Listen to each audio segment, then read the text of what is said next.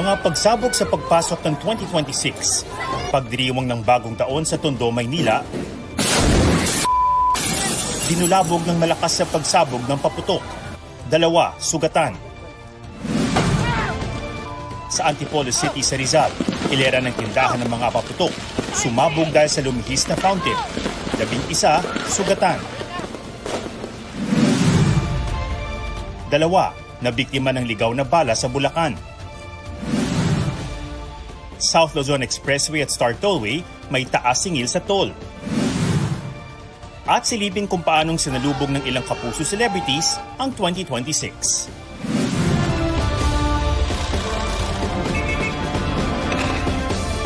State of the Nation. Nabulabog sa bahang ilang bahagi ng Valenzuela City ngayong gabi matapos ang malakas na pag-ulan. Stranded ang maraming motorista. Sa Karuhatan, umabot pa hanggang dibdib ang baha kanina.